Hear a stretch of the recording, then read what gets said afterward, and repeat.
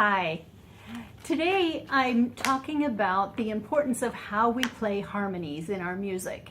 On instruments where we can play both hands or left hand accompaniment, it may be a harp, it may be a piano where we're doing left hand accompaniment, and how we play chords.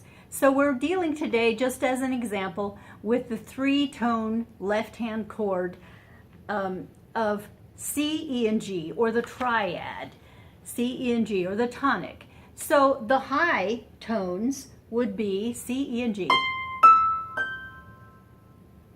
or another high tone, middle, medium tones.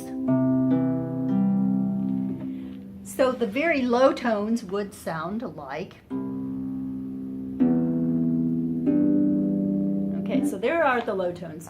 So I've created a chart, a few charts, and this is the first one to demonstrate my thoughts and my visualization of sound waves and frequencies. So the high tones are little short sound waves. In my mind, they are. This is nothing scientific. It's my own imagination and how I visualize these sounds. So high frequency tones here, middle, medium frequency tones here, represented by this line, and low frequency tones are the great big granddaddy tones here. So my next chart, again, high tones, medium tones, low tones. That's one I just showed you. Okay, next in line here. So if we're playing high frequencies, they sound great together, but we don't usually play high frequencies as accompaniment. That is if we're playing them all together, not separately, C, E, G, or G, E, C. We play them together. Sounds great. Middle or medium, sounds great. But if we play, here are the medium visual, C, E, and G, and the low frequencies though, if we play C, E, and G together in a chord, they run into each other, they bump into each other, they get over into each other's space too much, and they sound muddy or muddled to the human ear. Much like in a watercolor painting, if you get too many colors together that bump into each other, the painting starts to look muddy. So here's what we sound like with these lower tones if we're playing an accompaniment. So we don't want that sound as an accompaniment. Only for special effects would we play those. Let's do an FAC. It's still too low. So the tones are vibrating in a way that they're really too close together, which was going to sound too muddy as an accompaniment. So let's talk about what we can do. We see here the frequencies that are compatible with the human ear, or that sound good and fulfilling to the human ear and human emotions. Here we have C, E, and G, and I have them diagrammed as the middle of the piano or the middle of the harp, and I call it medium. Medium tones as opposed to high tones. Medium tones sound great. But when we come to the low tones, in order to still get that harmony of C, E, and G, it's best to leave out that middle one, the third tone. The third tone meaning in the 5-tone scale, which would be C, D, E, F, G. The three tones are C, E, and G. So that third tone, first tone is C, third tone is E, fifth tone in that 5-finger tone, 5-finger scale, it's C, E, and G. So if we leave out the middle one, the third tone, which is the E, we're playing a fifth. That is C and G, and there's no muddy sound. We can play that with a chord, with a tone here,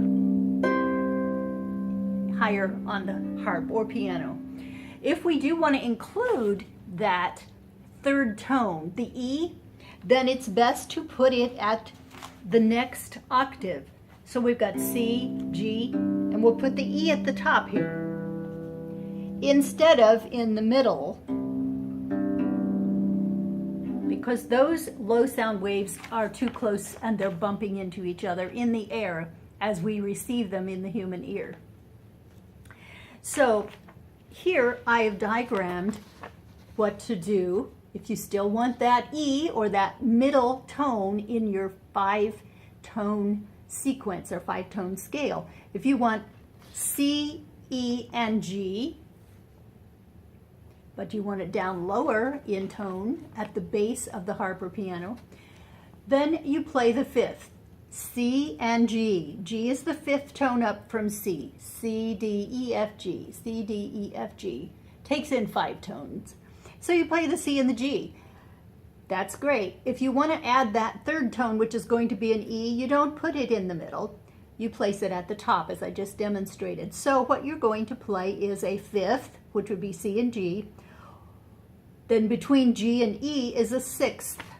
It's considered a span of a 6th. G and E.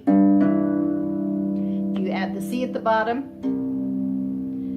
So you're playing a 5th, which is C and G.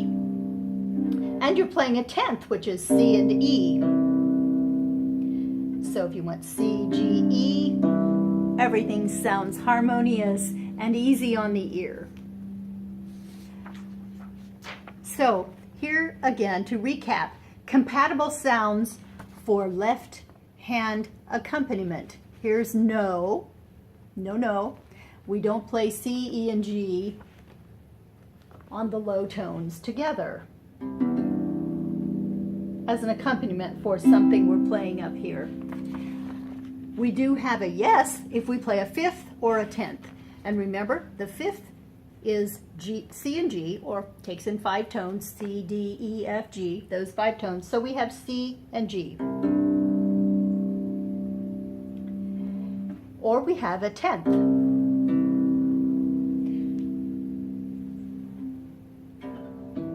Let's do this 10th. Okay. Fine tuning there.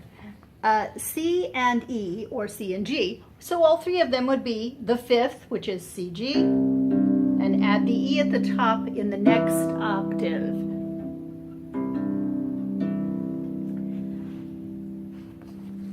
Now, my last chart is my little drawing of the human ear. So here we have 3 low tones. No, they don't feel compatible to the human ear. We notice here, they're too close together in vibrational frequency. So they're coming at the human ear, no, no, no. Left-hand accompaniment is what we are talking about. Now here, the frequency, yes, coming to the human ear loves to hear this, which is low C, lower medium G, 5 tones from the C, and then the higher E, which is a medium tone. So what I'm saying is, don't play a triad in the bass if you're getting too low on the strings of the harp or the piano. But make it that you play your triad by placing the middle tone, the E, at the top in the next octave. Now we'll do it with the F, key of F, which is going to include F, A, and C. But we're going to put the A, which is the middle tone, at the top. So that would be F, C, A, instead of, that's muddy or muddled. And the same with the key of G. If we're doing G, B, and D, it's better to do G, D, B.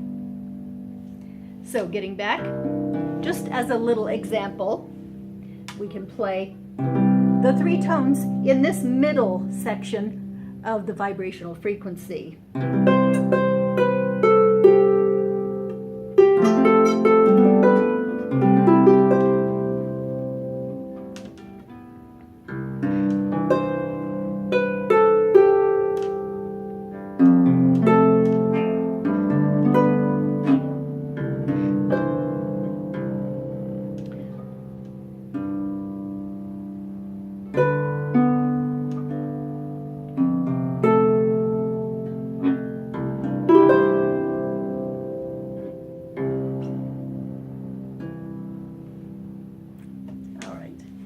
thank you.